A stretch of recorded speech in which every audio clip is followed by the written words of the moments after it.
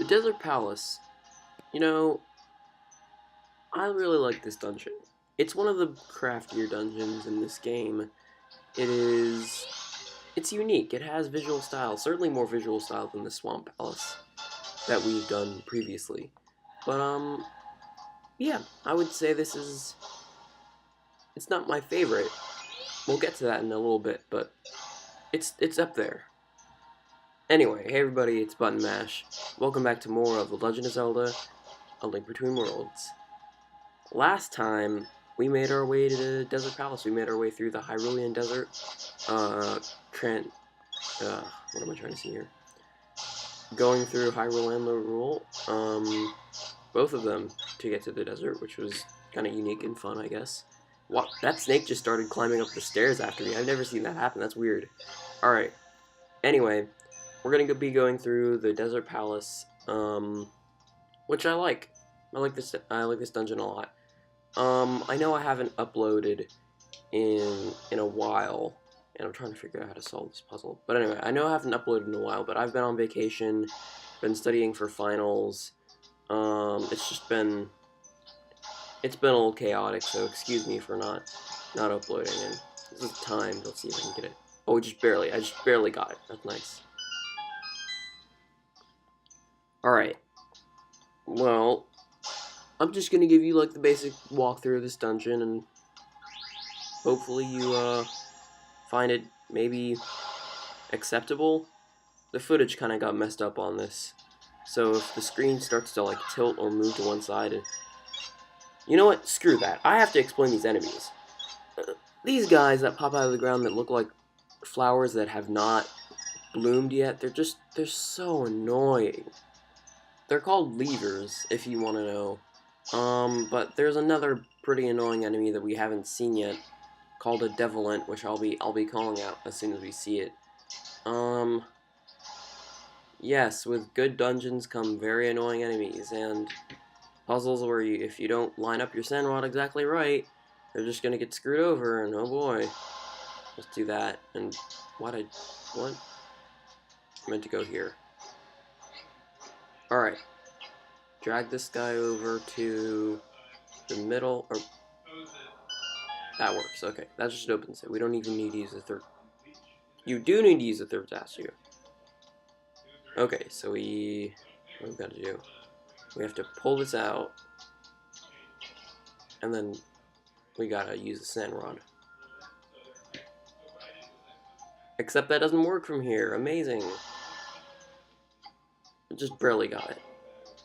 Alright, we're gonna pull him. Nope, not enough. Alright, gotta pull him exactly over in the right spot.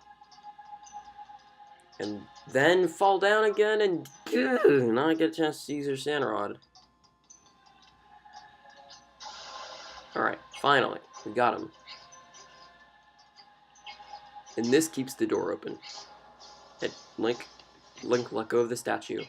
Link, I said let go of the statue, please. Thank you. Remember how I complained about the controls in this game, about, like, the game not letting you let go of things? Well, that's becoming apparent now, isn't it? Also my bad movement is becoming apparent.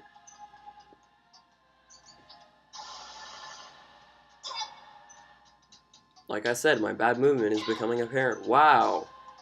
I've already taken 3/4 of a heart of damage, and I haven't even gotten hit by an enemy yet. It's just been those spike traps. This guy is kind of... He reminds me of a Pokey, honestly. And not the kind from Earthbound. It's like the Mario kind of Pokey, and he pops in and out, and... I mean, that's not normally what Pokies do, but you have to wait for him, and then get him out. And he's like this big tower of pumpkins? Reminds me of pumpkins. And then you have to defeat all of the segments of his body that are chasing you. And... am I done yet? Okay, good. Go up here. That guy's the Devilent. Either the Devilent or the Devilant.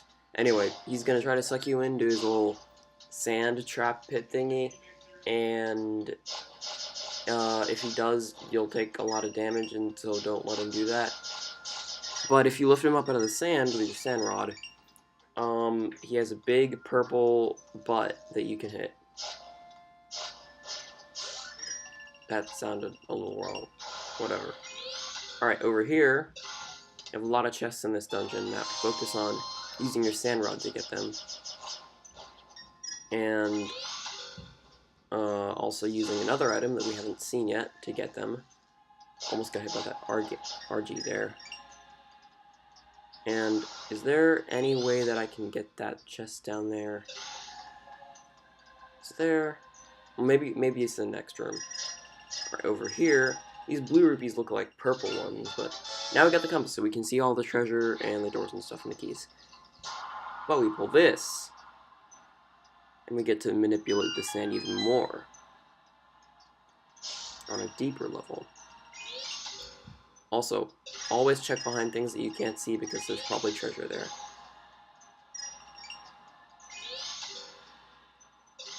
Got it. Alright. Wow, that's very generous. 40 rupees out of just 2 skulls. And we drop down here. A small key. Good, good. And we can just use this on this door. And now we have this high ledge. And always, before you drop down, always pull levers and push buttons and stuff. And now we get to manipulate the sand, and gotta slide the camera over.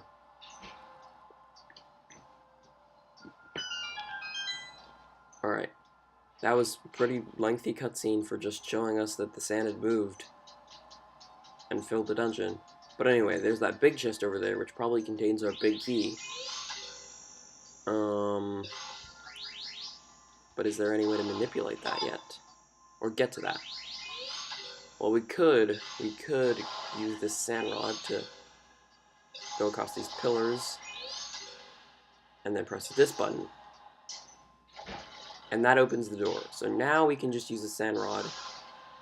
And am I going to make it with just half stamina here? Yes, okay, good, I made it. This contains our big... No, not our big key. These are the Titan's Mitts.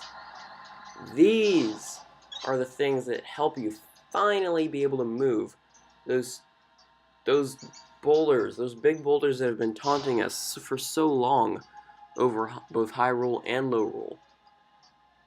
Those giant ones, yeah, they're also in this dungeon too. So yeah, very useful item. That's kind of why I wanted to come here next, just to get these Titan's Mitts. You can see we're already using them here to get this small key. And now, just gotta smash all the boulders because I won't be satiated if I don't. We get a health refill, so you know that means it's boss time, right? Nope, that was only the first half of the dungeon, so now we move on to the second half. And this room is like a mini-boss. I guess that's why they wanted to give you health. But these spinning tiles will come at you, and they'll try to hit you, and they'll home onto you, and use the sand pillar in the middle to your advantage, because it's good. I'm trying to focus here, because they always, at least one of them, always gets me, and it just happened there. But I don't get seriously hurt by this boss. It's not that hard. All you pretty much have to do is run in circles, which is not the most exciting thing, I know, but it's a strategy that works. And now these guys, Devil-Ints. And they shoot fire too, which makes them even worse. Alright, now the mini-boss is done. Got our green circle. And we have a choice of going right or left, or hitting these skulls and getting an extra 20 rupees, which is very nice. But I think we're going to go to the right first.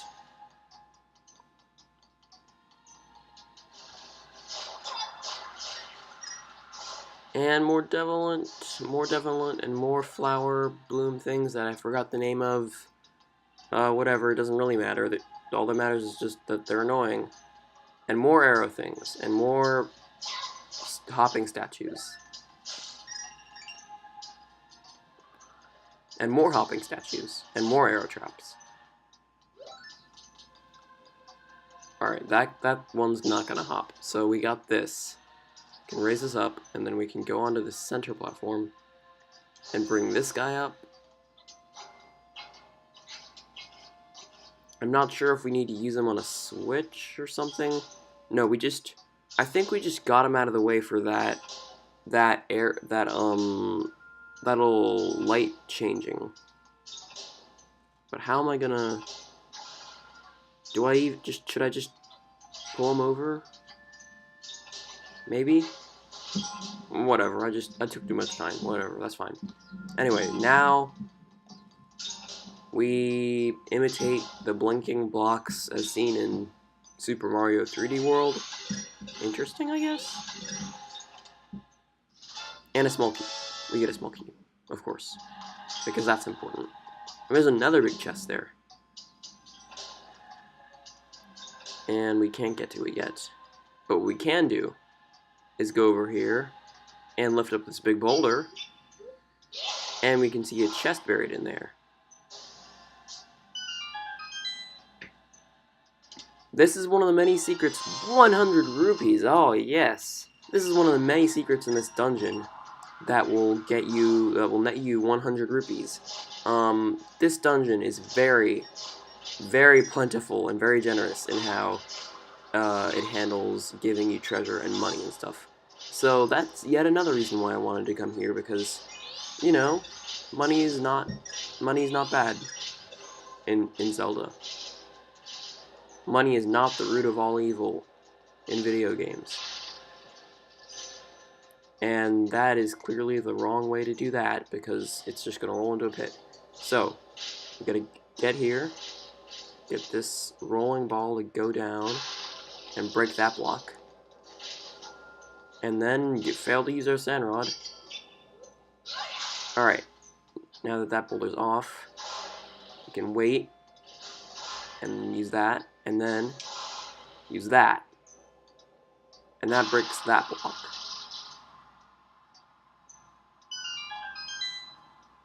And if you're quick enough, you can merge in the wall and get these extra rupees that you may or may not have noticed, which is nice. But there's also a secret room down here, or a secret entrance, which gets you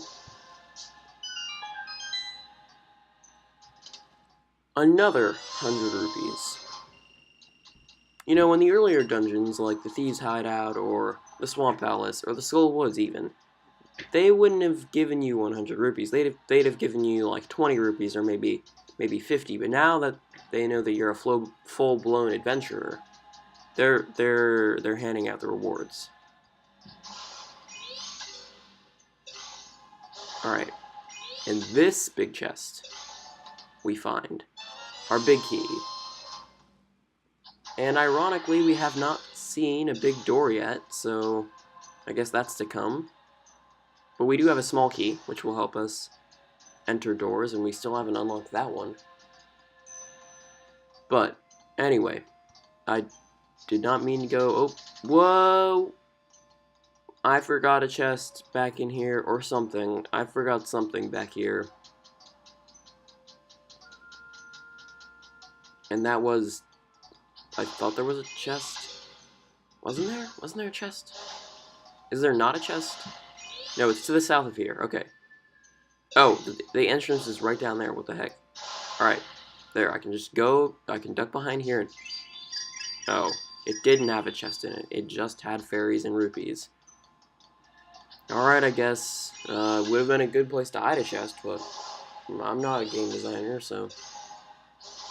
You would think that they'd hide the fairies and small amount of rupees in some more obvious location, but I don't know. Also, I find it funny when Link, like, no, I don't find it funny when Link accidentally goes into the green light. I do not find it funny when he does that. And my screen does not like that either. Alright. Now we're going over to the left. And that gives us this spinning blade, these spinning blades. And you almost get knocked off. I've gotten knocked off of that platform many times before. We could unlock that door, or we could discover that there's this more hopping. Oh my gosh, that's a lot of enemies. That's a gauntlet. What the heck? That was a gauntlet. Anyway, we can lift up this boulder and find another buried chest containing, guess what? I bet you can't guess. Another 100 rupees. That's not even the last treasure chest yet. We're not even there. Even though we are more than halfway through the dungeon, still, that's a lot of treasure.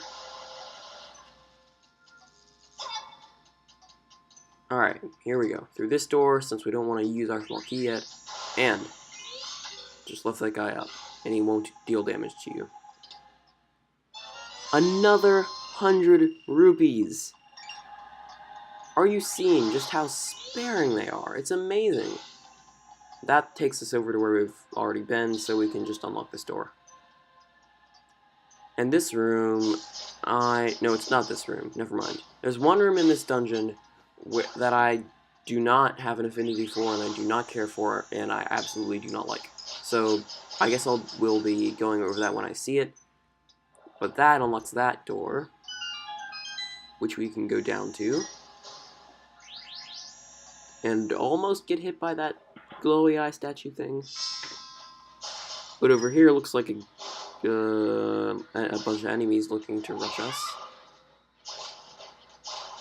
But we got it, we're strong. We have the blue armor.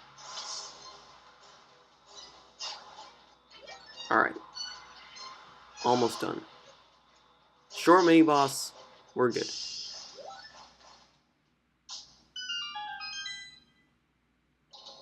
And that unlocks the door and gives us a chest containing a small key. What, you were expecting another 100 rupees? No, we have to actually progress through the dungeon and not just get 100 rupees every time. Oh, that was... I did not know that it was going to go that far. Alright then. And I should not have done that either. Alright. Now going up to the 3rd floor, where we have another secret room containing a chest with another 100 rupees. You knew it was coming, didn't you? Yes, you did. Alright, look at that, scrolling past 1,000. We weren't even, like, I mean, we were close, I guess. Actually, were we? We were that close to 1,000 before now, but excuse my bad recording skills. And more hopping statues, hooray. Alright, we need a small key to unlock that door. And there's a room down that way that's locked. But up here, this way, is not locked. Should just get rid of this mummy first. And then that probably is about to run out, so we'll just do this again. And another hopping statue. I thought you could actually carry it, but no. And another one. Alright. With a chest containing the small key that we need. So that's nice. And they're not very sparing with their hearts either. Also, I think I said earlier, you're seeing just how sparing they are. No, I meant you're seeing how generous they are. This room. This is the room that I was talking about that I said I didn't like. It's screwy, and we didn't get to see that yet, but you'll see why. There are these breakable blocks. There's these bombable blocks blocking the way, and it's not too bad yet. I mean, it's not. I mean, you get rupees. It's nice. Whatever. Fun times, sure. But then you figure out that arrow over there is shooting this block, and we have to figure out a way to break those blocks. And if you don't have the bombs bought or rented, you're going to have to use these small ones, which don't have a very big blast radius, and honestly are not that useful because they want to attack you and kill you. So I prefer using, and yes, we're going to take a lot of damage in this room, I prefer using the big bombs just to take out these blocks right here. And you have to wait for the exact right moment, just as they're about to explode, to throw them, which deals you more damage, like then. I said, like, then. No, you have to, okay, I'm backing up, like that. See, I already took unnecessary damage for just having to throw them like that. I don't like that. Alright. And over here we have an uncovered passage, and I guess that's where we're going. We get to pull this, and you guessed it, more sand. That fills up this room and allows us to go to the next door. But why would we do this the regular way when we can be stupid and block the way and do stupid stuff? Hooray. Alright. Now is the boss door. I mean, the big door, sorry. Not the boss door, because they couldn't call it that. I don't know why, I've just been moderately annoyed when Zelda games don't call the big door that you use the big key on, or the boss key, the boss door, because, like, it's going to lead to the boss. Why call it the big door when it's obviously big, but it also leads to the boss? Anyway, that'll wrap it up for this episode. So next time on Legend of Zelda: A Link Between Worlds, we're going to be defeating the boss of this area. See you guys then.